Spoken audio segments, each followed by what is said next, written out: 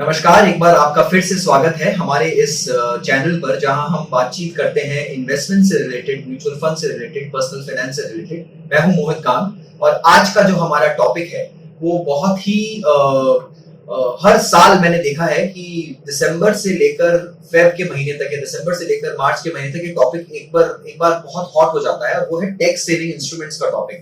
Because time कुछ ऐसा आ जाता है जब सारी कंपनीज अपने एम्प्लॉयज को बोलती हैं कि अपने टैक्स प्रूफ्स प्रोवाइड करिए, अपने टैक्स सेविंग्स के जितने प्लान्स हैं जो आपने इन्वेस्ट किया है उसका प्रूफ दीजिए। और हर कोई मैं देखता हूँ कॉर्पोरेट लाइफ में इधर उधर भाग के कुछ तो कहीं इन्वेस्ट करता है बिना सोचे समझे, काफी बार क्विकली प्रूफ देने के चक्कर में काफी जगह हमने देखा है कि गलत इंस्ट्रूमेंट्स में भी लोग इन्वेस्ट कर बैठते हैं। तो ये जानना बहुत जरूरी है कि टैक्स सेविंग बेनिफिट आखिर क्या है, कितने अमाउंट का है और उसके अंदर क्या क्या इंस्ट्रूमेंट्स एलिजिबल होते हैं। तो सबसे पहले ये जान लीजिए सेक्शन 80C। सेक्शन 80C जो है इनकम टैक्स एक्ट 1961 का, वो ये बोलता है कि कुछ पर्टिकुलर इंस्ट्रूमेंट्स में up to 1.5 lakh rupees every financial year, हर वित्तीय वर्ष में 1.5 लाख रुपए तक का इन्वेस्टमेंट करने से आपकी टैक्सेबल इनकम से ये 1.5 लाख रुपए कम हो जाता है और इस पे आपको टैक्स देना नहीं पड़ता है। इसका मतलब अगर आप हाईएस्ट टैक्स ब्रैकेट में है, मान लीजिए, तो आपका टैक्स ब्रैकेट अगर 30% पे जा रहा है तो 1.5 लाख रुपए अगर आपने इन्वेस्ट किया तो उसके ऊपर 30% के हिसाब से आप कुछ 50,000 रुपए से ज्यादा का टैक्स हर साल बचा लेंगे। ठीक है, तो ये तो था सेक्शन 80C। इसके अंदर में क्या क्या इंस्ट्रूमेंट्स आते हैं?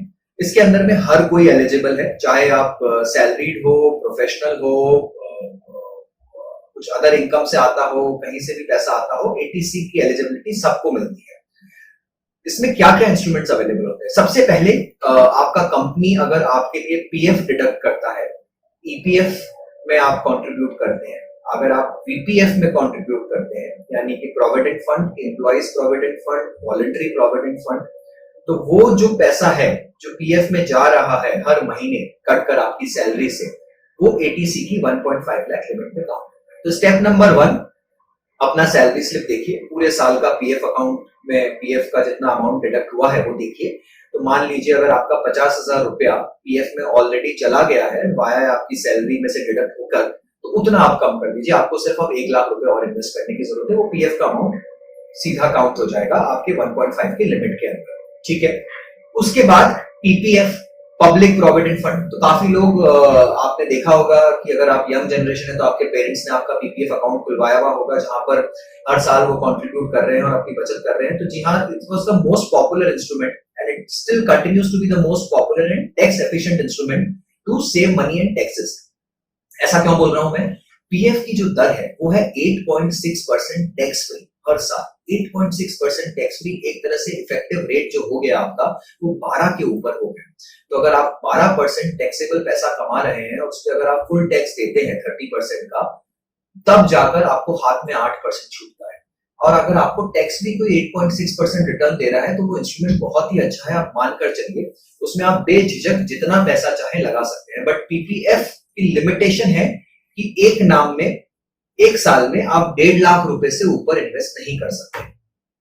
तो जिनका पीपीएफ अकाउंट नहीं है वो प्लीज जाइए पीपीएफ अकाउंट खुलवाइए।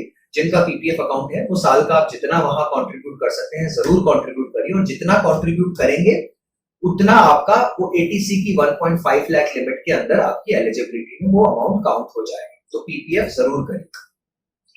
उसके बाद आते हैं दूसरे इंस्ट्रूमेंट्स, जो कि हो गया आपका इंश्योरेंस पॉलिसी। तो अगर आपने कोई लाइफ इंश्योरेंस पॉलिसी ले रखी है, एलआईसी की पॉलिसी ले रखी है, टर्म प्लान ले रखा है, चाइल्ड प्लान ले रखा है, लिप ले रखा है, इन्वेस्टमेंट लिंक प्लान ले रखा है, उन सब में भी जो आपका सालाना प्रीमियम अमाउंट जाता है वो 1.5 लाख लिमिट के अंदर में आ जाता है और उसको भी आप 80C के लिमिट के अंदर काउंट कर सकते हैं। तो ये तो हो गया इंश्योरेंस। उसके बाद 2-3 नई चीजें हैं। एक है सुकन्या समृद्धि, जिसको भारत सरकार ने चला रखा है। जो गर्ल चाइल्ड होती है 10 साल की एज के नीचे, अगर आपके घर में कोई गर्ल चाइल्ड है तो उनके नाम पे आप सुकन्या समृद्धि अकाउंट खुलवा सकते हैं और इन्वेस्ट कर सकते हैं। वहां पर भी टैक्स फ्री रेट 8.4% है अभी, और जो कि बहुत ही अच्छा और बहुत ही इफेक्टिव रेट है और अपनी गर्ल चाइल्ड की एजुकेशन के लिए, उनकी मैरिज की प्लानिंग के लिए एक बहुत ही अच्छा इंस्ट्रूमेंट है ये। और इसमें आपको टैक्स सेविंग भी मिल रही है। तो उसमें भी जो आप जितना इन्वेस्ट कर रहे हैं हर साल वो आप 1.5 लाख लिमिट के अंदर में काउंट कर सकते हैं।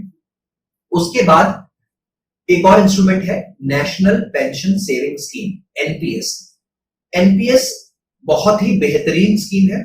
इसके अंदर आपकी रिटायरमेंट प्लानिंग की सुविधा है।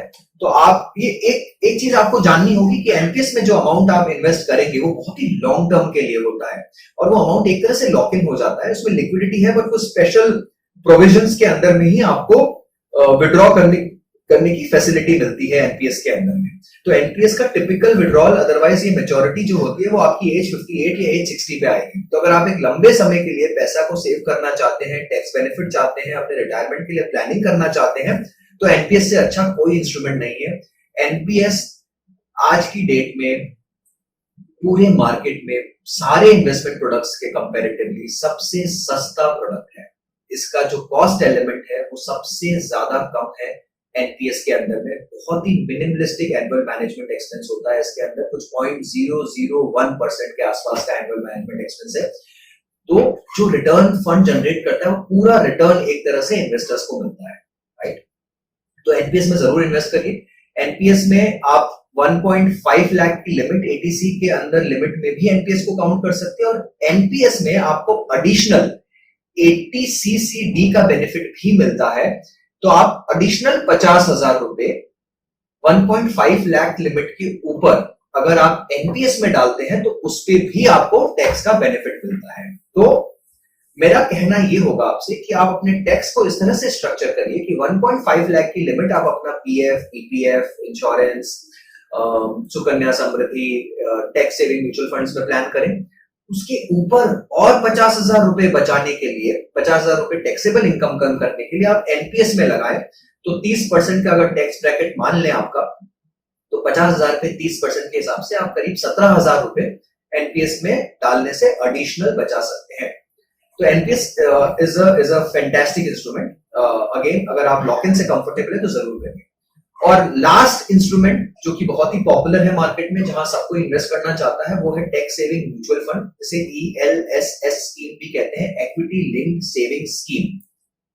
तो ईएलएसएस प्लान्स जो होते हैं, हर फंड हाउस का एक टैक्स सेविंग स्कीम होगा। उसका नाम होगा या तो HDFC tax saver, ICICI tax saver, Motilal tax saver, DSP tax saver, उसी तरह से सबके नाम होते हैं। तो हर फंड हाउस का एक स्कीम है जहां पर इन्वेस्ट करने से आपको एटीसी की लिमिट के अंदर में वो 1.5 लाख का जो बेनिफिट है, वहां पर आप जितना पैसा लगाएंगे वो एलिजिबल हो जाएगा उस लिमिट के लिए। तो अगर आपको 50,000 रुपए डालना है साल का, तो आप बेझिझक डालिए और वो 50,000 रुपए पे आपको टैक्स बेनिफिट मिल जाएगा पूरी तरह से। ईएलएसएस में पैसा आपका 3 साल के लिए लॉक इन होता है। बट ईएलएसएस का सबसे बड़ा बेनिफिट क्या है? नंबर 1, जो लॉक इन है ईएलएसएस का 3 साल का, वो सारे दूसरे टैक्स सेविंग इंस्ट्रूमेंट से कंपेयर करेंगे तो सबसे कम है। टिपिकली इंश्योरेंस पॉलिसीज 5 साल के लिए लॉक इन होती है। आपका पीपीएफ 15 साल के लिए लॉक इन होता है। 6 साल से पहले आप उसमें से विड्रॉ नहीं कर सकते। एनपीएस बहुत ही लॉन्ग टर्म प्रोडक्ट है। पीएफ, ईपीएफ के विड्रॉल्स इतने आसान नहीं होते हैं। और जितने भी टूल्स हैं दूसरे टैक्स सेविंग, सबका लॉक इन बहुत ज्यादा होता है। ईएलएसएस या इक्विटी लिंक्ड म्यूचुअल फंड्स जो होते हैं, टैक्स सेवर म्यूचुअल फंड्स, उसमें सिर्फ 3 साल का लॉक इन होता है।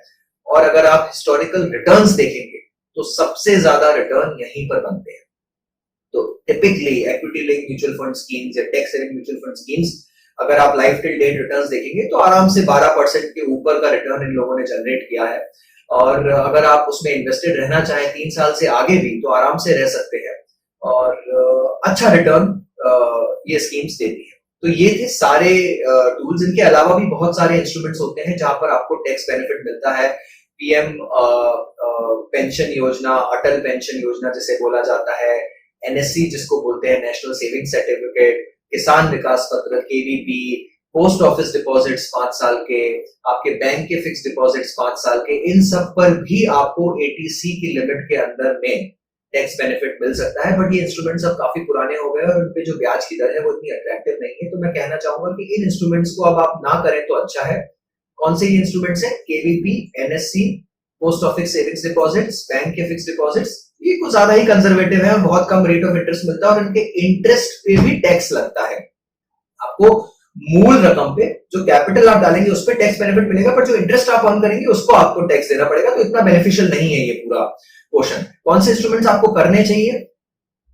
पीएफ जो आपकी कंपनी काट रही है, पीपीएफ सुकन्या समृद्धि अगर घर में कोई गर्ल चाइल्ड है 10 साल से कम एज की, एनपीएस अगर आपका बहुत लॉन्ग टर्म होराइजन है, और टैक्स सेविंग म्यूचुअल फंड्स जिनका कि रिटर्न बहुत अच्छा रहता है और लॉक इन सबसे कम है। तो ये था हमारा आज का टैक्स सेविंग इंस्ट्रूमेंट्स के ऊपर में एक छोटा सा वीडियो। आपको किसी भी इंस्ट्रूमेंट के बारे में और अधिक जानकारी चाहिए तो प्लीज हमें कमेंट सेक्शन में लिख के भेजिए, हम उसका जवाब देने की पूरी कोशिश करेंगे। और हमारे इस चैनल को सब्सक्राइब करिए, लाइक करिए। Thank you.